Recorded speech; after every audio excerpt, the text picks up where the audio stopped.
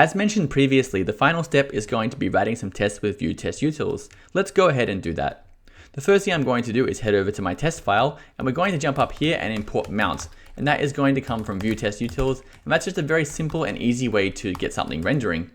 If you haven't used View Test Utils before, I have an entire series on it, so you could go and watch that and learn a little bit about it. We don't have to install this. If we head over to package.json, we can see it's actually installed automatically, and that gets installed automatically when you add the testing plugin when we set up our project in the first place. Anyway, let's go ahead now and start writing some tests. I've already imported app here as well, so go ahead and do that if you haven't already done that. I just did it beforehand to save a little bit of time. You could write a number of tests to test all the different cases, for example, when the form is invalid, when the form is valid, and so on and so forth. Just to save a little bit of time, I'm going to write a single test, and that's going to test the entire journey of the user.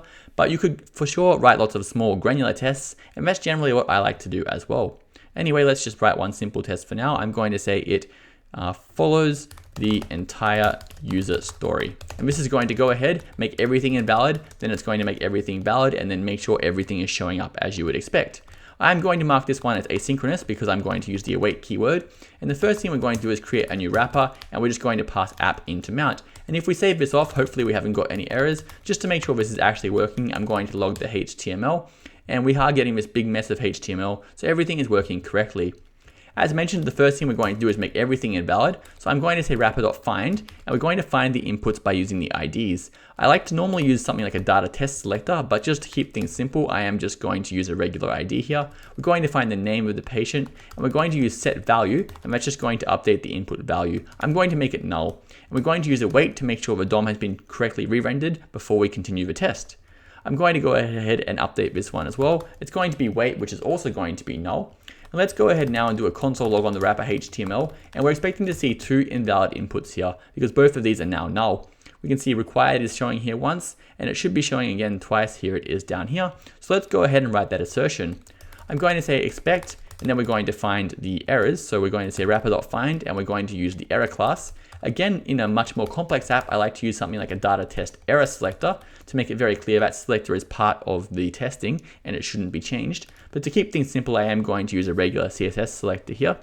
And then we're going to expect that this is an array. So it's going to have a length of 2 in this case. So this should actually be find all. Find is only going to find the first instance. Find all is going to find all of them and return an array. And then we're just going to say this length should be equal to 2. If I save this off, everything should be passing, and so it is. What I'm going to do is make it fail just to make sure it is failing for the right reasons, which it is. Again, if we were not using find all, we were using find, it would only return the first one, so this would fail as well. You can see it's actually returning undefined because find does not return an array, which means the length property is undefined. Anyway, let's go ahead and save this off and continue writing our tests. What I'm going to do is copy these ones over, and we're going to put some valid values in here. I'm going to put my name, and let's just say a weight of 100 kilograms, and this is going to be valid, so we're going to expect that none of these errors are showing. So let's go ahead and update this one as well. The length should be equal to 0. If we save this off, it is hopefully going to pass, and so it is. The final thing we could do is check if the button is correctly submittable or not, whether it is disabled or not. So let's go ahead and see how we might do that one.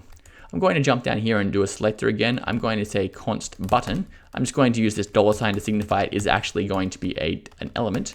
And we're going to say wrapper.find, and we're going to grab that button in here. Let's go ahead now and see what we can see on this one. I'm going to do a console log on the button, and we're expecting this one to be disabled. So I can just say button, and let's just try saying attributes.disabled and see if that works. I actually have no idea if this is going to work. It's actually undefined, and this is probably going to be undefined as well.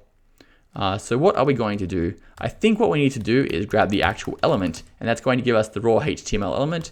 And if we do disabled, I think we can grab the value, and it is currently false, so that is exactly what we expected. If we came up here and deleted these two, the form would still be invalid, so this is now going to become true. Or actually, it's going to fail at this assertion here. Let's delete that assertion. And if we go down here, you can see it is disabled, which is correct. Because the form is invalid, the button is disabled. And now if we put these ones back in, it is going to be false. So let's go ahead and write our final assertion. I'm going to go ahead and do that here. So we're just going to get rid of this variable and just say expect wrapper.find.button.disabled, and that should be equal to false. Let's save it off and see what happens. Everything is failing apparently. I must have made a mistake somewhere along the line. We have to get the element here. What's happening is find is returning a wrapper, which is a wrapper around an element with many convenient methods. I'm just going to grab the element directly here. Let's save it off, and everything is now working. Definitely a good place to be. This brings us to the end of this series. I hope you found it useful. You can grab the source code off GitHub. I'll put a link. And some exercises I would recommend doing is writing some more tests. We did miss some critical functionality. For example, we haven't got a test around any of these patient forms. So the patient form function needs to have a test. It would be very easy to write that one. And you probably want to write a test for this one up here as well, the validate patient function.